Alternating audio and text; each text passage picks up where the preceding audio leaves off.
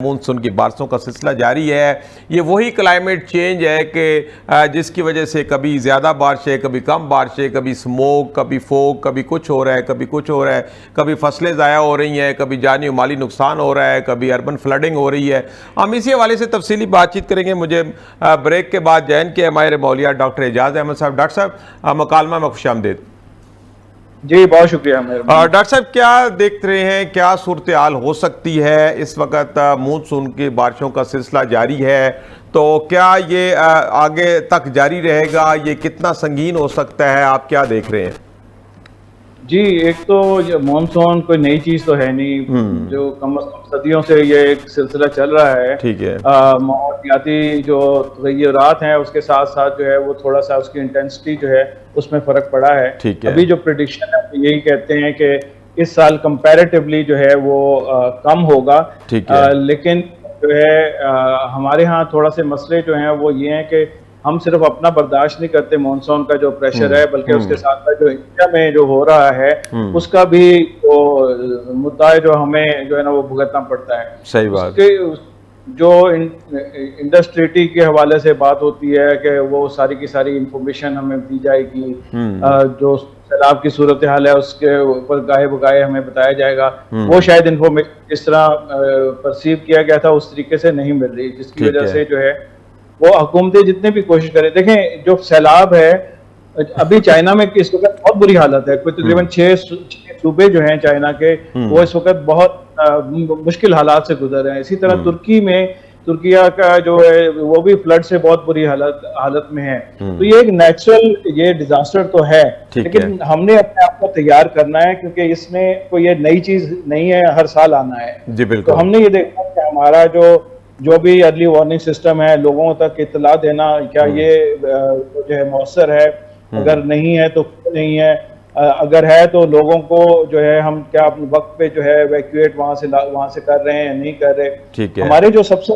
मसले मसाइल हैं वो ये हैं, रुकावटें जो पानी के रास्ते में है हमने खुद बंद किए, बंद कर दिए हुए हैं। इंक्रोचमेंट्स इतनी ज्यादा है। आपने देखा होगा कि चंद साल पहले जो स्वात में एक होटल के साथ जो हुआ था, अगले साल फिर वहीं पे वही बना दिया गया। बिल्कुल वो फिर वो भी उसको जो है ना वो नुकसान पहुंचा। तो हुकूमती स्तर पर जो काम होने वाला मैं ये समझता हूँ है वो यही है कि जो लैंड ग्रैबिंग है, जो आपके वाटर वेज हैं, वाटर फोर्स हैं, दरिया का जो रास्ता 50 साल से चल रहा है, उस रास्ते में जो भी रुकावटें होंगी दरिया ने उसको तोड़ना है। और फिर हम आगे कहते हैं कि जो है ये दरिया की वजह से नुकसान हुआ, ये नुकसान आपकी कम की वजह से हुआ, आपकी बैड प्लानिंग की वजह से हुआ। लाहौर में रावी का रास्ता है, अब उस रावी के रास्ते पे इसी तरह नाला लई जो है हर साल यहाँ पे रावलपिंडी में लोग जो हैं उनके घर तबाह होते हैं, अमवात होती हैं, लोग जो हैं वो फिर आके बैठ जाते हैं। तो बेहतर ये है वो उनको जिस वक्त बैठे उसी वक्त जो है वो बैठने ना दें।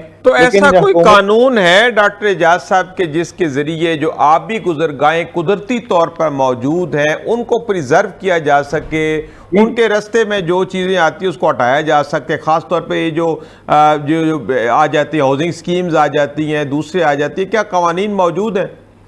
बिल्कुल मौजूद हैं, और ये आज के कवानीन नहीं है, ये बहुत अरसे से ये कवानीन जो है वो मौजूद हैं। असल चीज हमारे यहाँ ना जो दो चीजें जो है बड़ी उनकी बहुत बहुतात है, कवानीन की और पॉलिसी की। सही। लेकिन जिसका फुकदान है वो है उस पर अमल दरामद। हम ना पॉलिसी हमारी बेहतरीन है, दूसरे ममालिक उस पॉलिसी को लेकर कहाँ से कहाँ पहुंच गए हैं, हम वो जो है वो अपने आप को वो डिग्रेडेशन के प्रोसेस में हैं। तो पॉलिसीज मौजूद हैं, कानून मौजूद है, लेकिन उस पर अमल दरामद का फुकदान है, जिसकी वजह से हम जो है वो भुगत रहे हैं।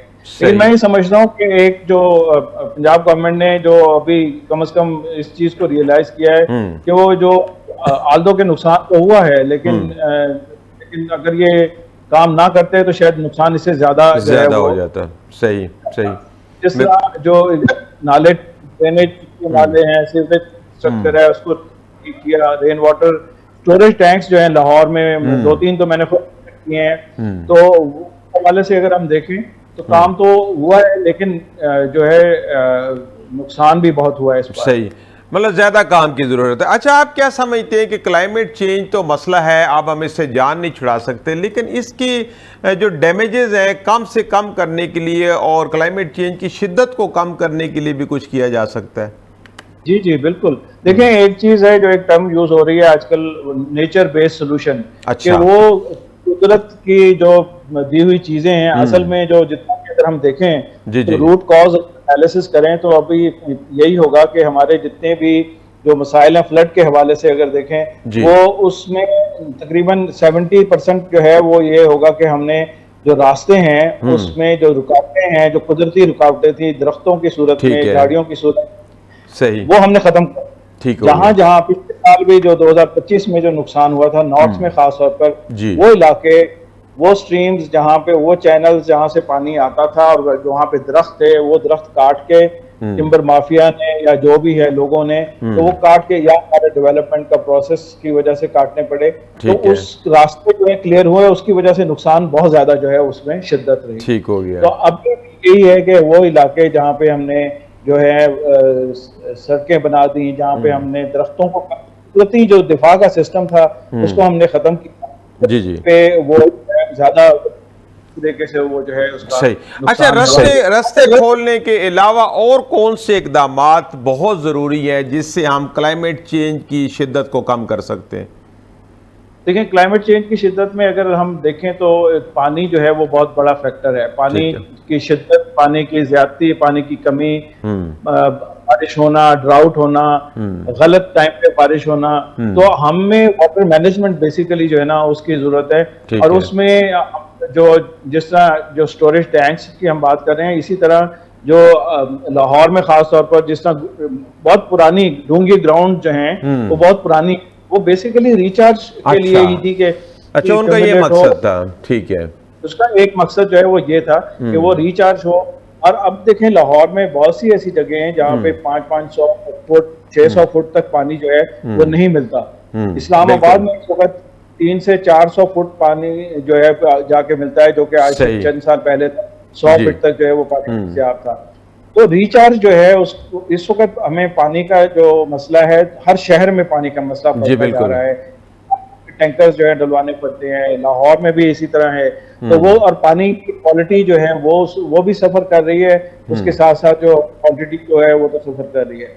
हमारा जो इंडस्ट्रियल एफ्लुएंट्स हैं वो हम डायरेक्ट पानी में फेंकते हैं, उसको ट्रीट करते, तो वो जो पानी जो हमारे पास जो थोड़ा बहुत पानी है वो भी जो है इस काबिल नहीं होता कि हम उसको इस्तेमाल कर सकें। सही सही। तो पानी का जो इशू है, ये चाहे आप किसी भी हवाले से देखें, अगर हम क्लाइमेट चेंज के साथ जो है कुछ जो उसको रुकावट डालना चाहते हैं, उसको जो है बेहतर मैनेज करना चाहते हैं, तो हमें ये 2-3 चीजें जो बहुत अहम है। एक तो जो एयर पोल्यूशन को मॉनिटर करने के, इसको मैनेज करने के लिए हमें जो है तत्वों की जरूरत है।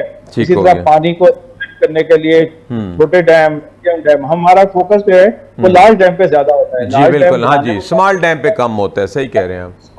हाँ जी, स्मॉल डैम हो, रिचार्ज वेल जो है छोटे छोटे, बहुत जरूरी है। ठीक कह रहे हैं, वो बहुत अच्छी है जो कि हमारे एक्वाफर को रिचार्ज कर दें। जी ठीक है जी, बहुत शुक्रिया डॉक्टर एजाज साहब, आपने वक्त निकाला और शामिल हुए।